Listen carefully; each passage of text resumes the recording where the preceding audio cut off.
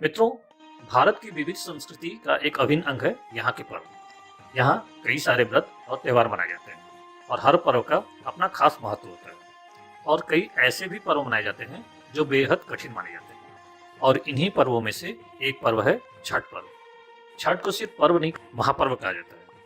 इस महापर्व को सूर्य साधना और उपासना का पर्व कहा जाता है और यह हर साल दिवाली के 6 दिनों के बाद मनाया जाता है। 4 दिन तक चलने वाले इस पर्व में व्रती को लगभग 3 दिन का उपवास रखना होता है, जिसमें से 2 दिन तो निर्जला उपवास रखा जाता है। इस पर्व को बिहार, उत्तर प्रदेश और उसके आसपास के क्षेत्रों में धूमधाम के साथ मनाया जाता है। तो चलिए मित्रों, आज की वीडियो में जानते हैं छठ पर्व से जुड़ी पौराणिक मान्यताओं के बारे में और साथ में ये भी जानेंगे कि कैसे मनाते हैं छठ महापर्व।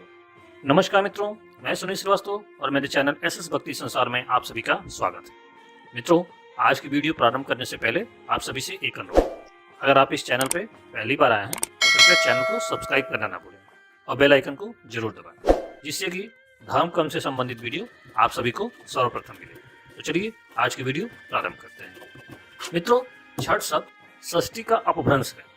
छठ पर्व कार्तिक मास की अमावस्या को दिवाली मनाने के ठीक 6 दिन बाद कार्तिक माह में शुक्ल पक्ष की षष्ठी को मनाया जाता है। इसी कारण इस व्रत का नामकरण छठ व्रत हो गया। धार्मिक मान्यताओं के अनुसार छठ पर्व में लोग सूर्यदेव की आराधना करके छठ माता की पूजा करते हैं। इस पूजा में छठ माता को चढ़ाने वाला चढ़ावा बहुत ही खास होता है और लोग अपनी आस्था और इच्छा अनुसार छठ मैया को चढ़ावा चढ़ाते हैं।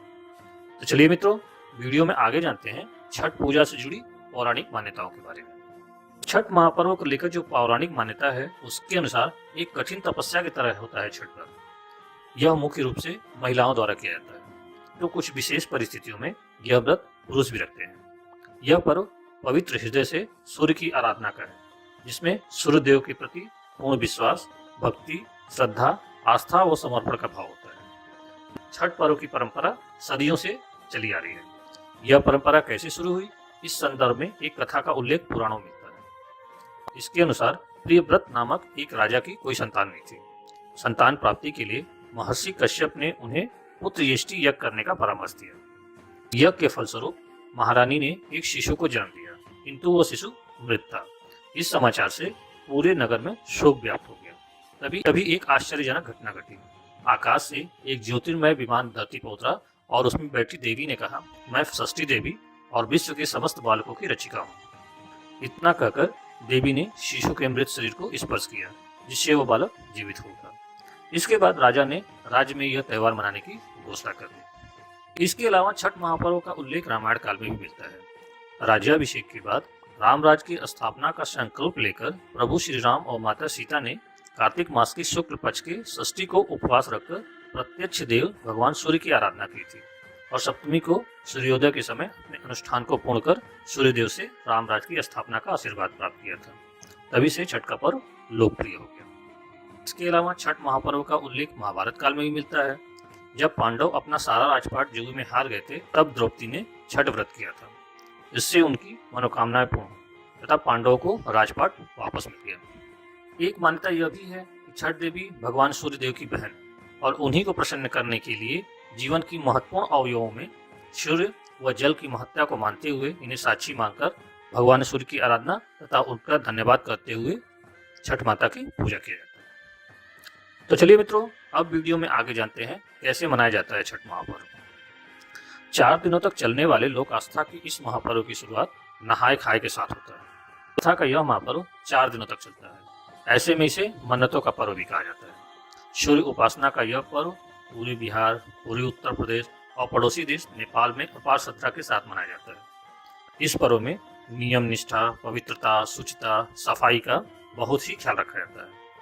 इसके महत्व को इसी बात से समझा जा सकता है कि इस पर्व के दौरान किसी गलती के लिए कोई जगह नहीं होती है। ऐसे में शुद्धता और सफाई के साथ तन और मन से भी इस महापर्व में जबरदस्त शुद्धता का ख्याल रखना होता है। पूजा में तनिक भी भूल होने पर अपशकुन होने की आशंका से लोग भयभीत रहते हैं। यूं तो एकमात्र प्रत्यक्ष देवता सूर्य की पूजा भारत ही नहीं, पूरे विश्व में किसी न किसी रूप में वर्ष भर मनाई जाती है। लेकिन छठ पूजा के मौके पर सूर्य की उपासना का ढंग निराला है। इसमें न केवल उगते बल्कि डूबते सूरज को भी अर्घ दिया जाता है। छठ पूजा का सबसे महत्वपूर्ण पक्ष है इसकी सादगी और पवित्रता। भक्ति और अध्यात्म से परिपूर्ण इस पर्व के लिए ना विशाल पंडालों की जरूरत होती है और ना भव्य मंदिरों की। वैसे तो छठ पर्व व्रती की हर मनोकामना को पूर्ण करने वाला होता है, पर लोग इसे सबसे ज्यादा पुत्र प्राप्ति की कामना से करते हैं। छठ पर्व का केवल धार्मिक महत्व ही नहीं है, बल्कि ऊर्जा के अच्छे स्रोत, सूर्य की पूजा और उन्हें अपसंस्कृत वस्तुओं का भोग लगाया जाना पर्यावरण संरक्षण के दृष्टिकोण से भी महत्वपूर्ण है। छठ पूजा में प्रसाद के रूप में नई फसलों का उपयोग किया जाता है। इसमें गन्ना, सिंघाड़ा, नींबू, हल्दी, अदरक, नारियल, केला, सेव, संतरा के अलावा आटा, चीनी और घी के मिश्रण से बनी ठेकुआ जैसी वस्तुएं प्रकृति के प्रति लोगों में जागरूकता फैलाने के इस पर्व को महत्व को स्पष्ट करती है। 4 दिनों तक चलने वाले इस पर्व के पहले दिन यानी नहाय खाए के दिन व्रती महिलाएं नदी, तालाब आदि में जाकर अपने बाल धोकर स्नान करती हैं और घर आकर खाने में चावल, लौकी और चने के दाल का भोजन करती हैं एवं सभी परिवारजनों को भोजन कराती हैं और रात्रि में भूमि पर सोती हैं। छठ पर्व के दूसरे दिन, जिसे खरना कहा जाता है, इस दिन व्रती महिलाएं पूरे दिन उपवास करती हैं और शाम को रोटी और गुड़ या गन्ने के रस से बना हुआ खीर ग्रहण कर व्रत का पालन करती हैं और सगे संबंधियों को प्रसाद के रूप में बांटा जाता है। तीसरे दिन यानी छठ के दिन 24 घंटे का निर्जला व्रत रखा जाता है। पूरे दिन पूजा की तैयारी की जाती है और पूजा के लिए एक बांस की बनी हुई टोकरी, जिसे दौरी कहते हैं, में पूजा के सभी सामान डालकर पूजा घर में रख दिया जाता है। पूजा की दौरी को कई चीजों से भरा जाता है। इसमें सुतनी, शकरकंदी, हल्दी की गांठ, हरा नारियल, नाशपाती, नींबू, अदरक का पौधा आदि कई तरह के फल इस दौरी में रखा जाता है। अब इस दौरी को घर के पुरुष अपने सिर पर लेकर नदी या तालाब पर ले जाते हैं। नदी किनारे जाकर नदी से मिट्टी निकालकर छठ माता का चौरा बनाते हैं और वहीं पूजा का सारा सामान रखकर दीप, अगरबत्ती आदि जलाते हैं। उसके बाद टखने भर पानी में जाकर खड़े होते हैं और डूबते हुए सूर्यदेव की पूजा के लिए सूप में सारा सामान रखकर पानी से अर्घ देते हैं और 5 बार परिक्रमा करते हैं। सूर्यास्त होने के बाद सारा सामान लेकर घर आ जाते हैं, पूजा घर में रख देते हैं। छठ पूजा में कोसी भरने की भी मान्यता है। अगर कोई अपने किसी परिजन के लिए छठ माँ से मन्नत करता है तो वह पूरी करने के लिए कोसी भरी जाती है। इसके लिए छठ पूजन के साथ साथ गन्ने के 12 पेड़ से एक समूह बनाकर इसके नीचे एक मिट्टी का बड़ा दिया, जिसपे 6 दिए होते हैं, पूजा घर में रखा जाता है और इसके बाद इसी प्रक्रिया से नदी किनारे पूजा की जाती है और उसे नदी में विसर्जन कर दिया जाता है। इसके बाद श्रद्धालु सुबह सूर्योदय से 2 घंटे पहले पूजा का सामान लेकर नदी किनारे फिर जाते हैं।